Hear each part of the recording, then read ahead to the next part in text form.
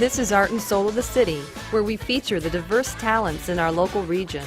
This week, Art and Soul presents musical guest Hanson.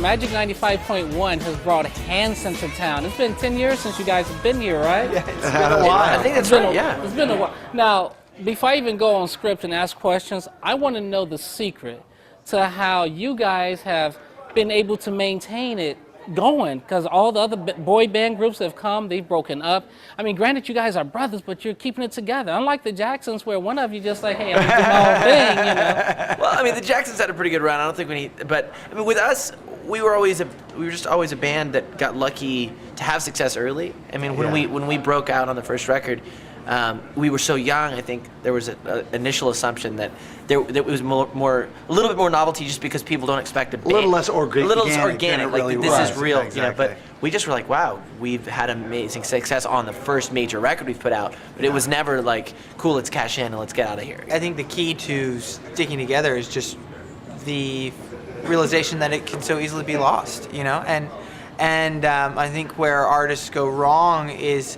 sort of assuming that by their own willpower, you know, they can control the masses to buy the records, you know, and it's really a gift that you're given by fans, you know.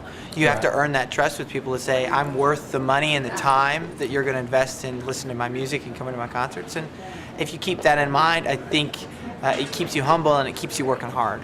Now, you guys are on your own label now, and that, if I remember correctly, was that 2G3, CG3? 3CG. 3CG. Three-car garage. See, When we first ADD. formed the label, somebody said, is that three cute guys? We're like, definitely not. Definitely not. Now, you guys do a lot of traveling, and each one of you are fathers and husbands. Yeah. Does your family travel with you a lot, or do you travel without them and get like the separation anxiety, or does that help keep the marriage going? I think being on the road is it can be hard sometimes. In the summertime, especially as our kids have gotten old enough to be in school, that's sort of been the time where you can take them out with you, you know, constantly.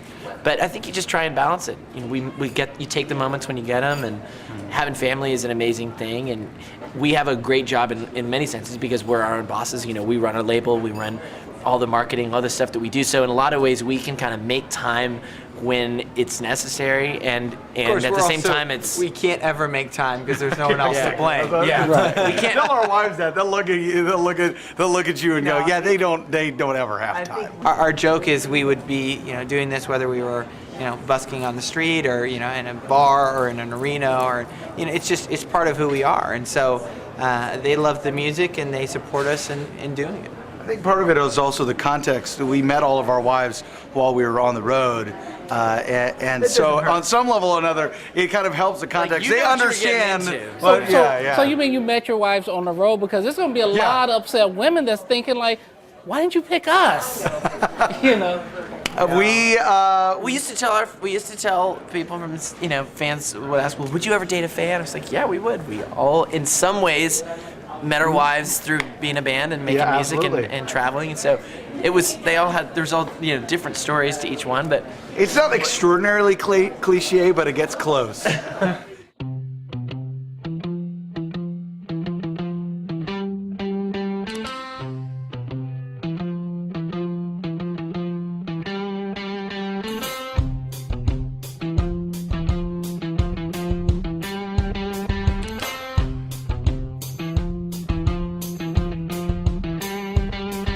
She walked in with her painted lips. Did she tease you for your flirt?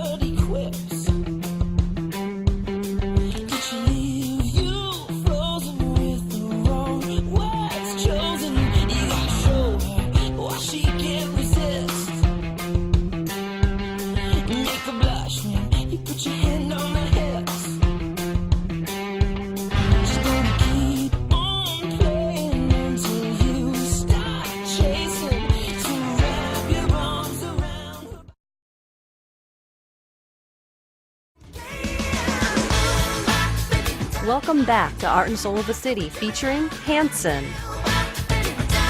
Now, before we go into the new album, just real quick, I just want to know what's the biggest horror story that you've experienced on the road or in this music business? Biggest horror story. Yeah. Well, I mean, I think it depends on how you define horror stories. I mean, there's been scary situations that are in some ways kind of amazing situations, like having, showing up in situations where you've got thousands of fans, but you find yourself literally having to, to leave before you can even do anything, because places like Indonesia, I remember way back when, one of the scarier situations was a show in Indonesia where there were about 5,000 people that showed up to a place that could hold less than 1,000, and and literally was like, okay, we've got to get out of here because they're But it was actually kind of like a show, almost kind of like this kind of environment where it's just like a little show that was supposed to be a promo show that turns into, okay, we literally need to escape because the van is being surrounded by fans, and then 5,000 fans as the van is trying to drive. Literally rocking. We had pushing people the get van run over. not quite run over, but almost run over by those kind of same situations. But then there's the stuff like being on stage and it's raining outside and instruments are turning off and on and speakers are blowing up and you're like, what? Like we shouldn't drum be standing solo. Shouldn't be standing because in this everything puddle. else is off. We've Right. had crazy stuff like that too. So I don't know. We've been lucky to have a lot of experiences. So, Shout It Out, that's the newest album? Yes. All right, and a single that's been played on Magic 95.1, which was so gracious enough to bring you all here in town. What's the single entitled? The song's called "Give a Little." Give a Little. It's the follow-up to the first single, which is called "Think About Something," and the whole record has a little bit more of a throwback feel to it, a little bit more retro. This one's a little bit more of a kind of classic pop, like '60s pop song, and I mean, there's also kind of a theme to the record of just kind of letting loose. I mean, it's definitely a record that was recorded very live, very kind of off the cuff, and that doesn't mean we don't obsess over every ounce of it. But there's something about playing the music together, and we've recorded most of the record in one room where you set up, rehearse it, and play it like you would in a live setting. And a lot of records these days are not made that way. So I think you feel that when you hear the song. And there's also energy. Yeah, there's a good energy to it. Yeah. There's a lot of horn arrangements on there too. Jerry Hay, who worked with Quincy Jones, Michael Jackson, amongst others. I mean, a lot of stuff. Earth, Wind, and Fire, and many others. Are a very long list. We got him involved in the end of the album process, and he put horns on "Give a Little," put horns on the song "Think About Something," which was a single last year, and other things like that. So it's been really cool to have the opportunity to play this music with that kind of context. Kind of bridge the gap between a lot of. We've always talked about classic rock and roll and soul music, and I mean every interview we've done for the last whatever many years. That's if somebody asks where we got started listening to music and wanting to be a band, it was hearing classic soul music like Otis Redding and Aretha Franklin and bands like the Beatles Jackson and 5. Jackson 5, and so I think that's always been in the music. But in a lot of ways, I think this record is probably the most connected to that music. Of a record that we've made. I would actually say even more so than ever. even the first record. Yeah, the first record had more similarities to some of that stuff, and I think part of it also too was our age and voices and things like that. It kind of people immediately were like, oh, Jackson 5 kind of stuff because it had that kind of quality. It was soulful pop. It was things like that. But for us, I think this record definitely makes, as you said, the strongest connections to our most significant inspirations as far as music is concerned. You're definitely inspired by everything around you, though. So. Right.